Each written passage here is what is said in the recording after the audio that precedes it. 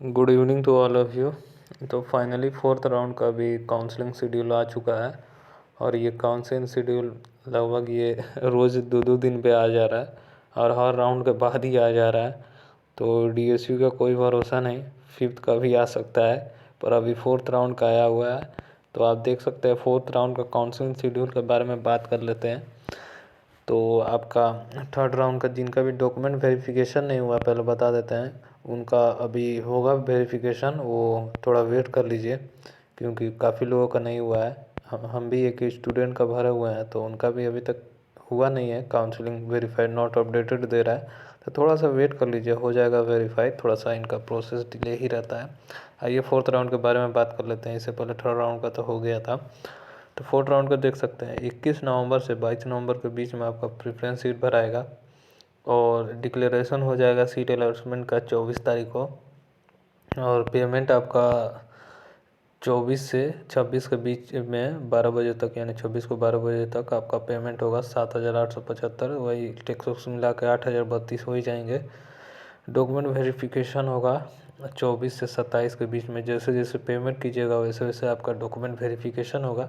24 से 27 के बीच में आपका होगा शाम के 6 बजे तक। फिर उसके बाद फ्रीज का ऑप्शन दे दिया जाएगा, जैसे ही वेरीफाइड लिख देगा आपके पोर्टल पे तो आपको दे दिया जाएगा, वहाँ पे फ्रीज करना है तो फ्रीज कर सकते हैं।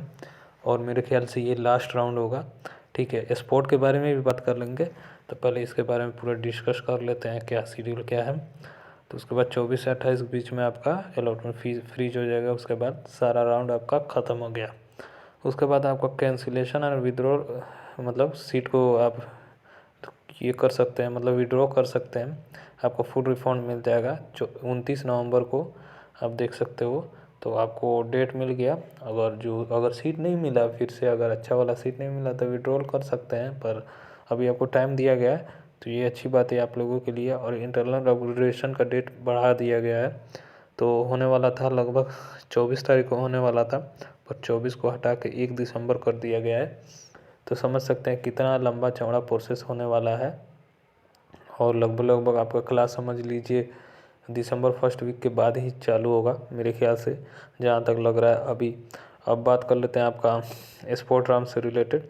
तो देखिए स्पोर्ट राउंड आपका जब तक ये इंटरनल अपग्रेडेशन हो गया और रिफंड वाला सिस्टम हो गया, सारा काउंसलिंग शेड्यूल ये सब ख़त्म नहीं होगा तब तक आपका स्पोर्ट राउंड का आएगा नहीं।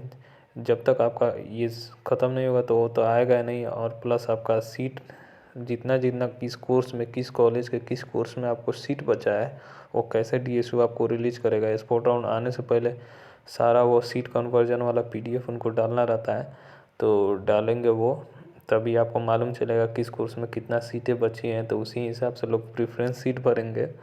तो स्पोर्ट राउंड भी लगभग लगभग दिसंबर में ही होगा। तो अभी तो ये मुश्किल लग रहा है, इस मंथ में तो मुश्किल लग रहा है स्पोर्ट राउंड होना। और ये स्पोर्ट राउंड में कह सकता हूँ 100% श्योर हूँ होगा ही होगा। और स्पोर्ट राउंड 2 बार होते हैं, एक ऑनलाइन होगा एक ऑफलाइन होगा। और स्पोर्ट राउंड के लिए आपको कुछ अमाउंट पे करना होता है, वो यूनिवर्सिटी बाद में वो डिसाइड कर लेती है, वो आपको सेमेस्टर में मैनेज हो जाता है। अगर सीट मिला तो आपको लेना होता है, बस यही रहेगा कि अगर सीट जो भी मिल गया आपके प्रेफरेंस के अकॉर्डिंग वो सीट लेना होगा।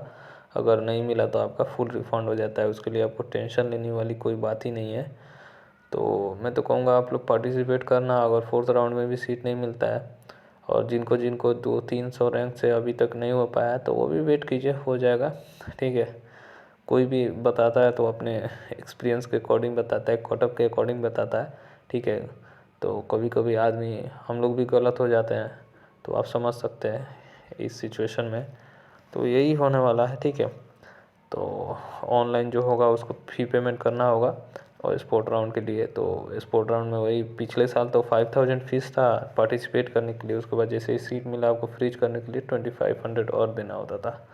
इस बार देखिए थोड़ा सा बढ़ेगा, 2-3 हज़ार बढ़ेगा, तो अपने अकॉर्डिंग आपको बता दिया जाएगा। ठीक है, तो यही है, सारा डिटेल आपको बता दिए। फिर भी कोई कन्फ्यूजन हो तो कमेंट करके ज़रूर बताइएगा, मैं कोशिश करूँगा आपको बताने के लिए। थोड़ा सा लेट हूँ, जानबे करते हैं थोड़ा सा आदमी इधर उधर रह रहा है। ठीक है, तो चलिए कोई डिटेल और भी चाहिए तो कमेंट करके बताइए, मैं कोशिश करूँगा आपको रिप्लाई करने के लिए।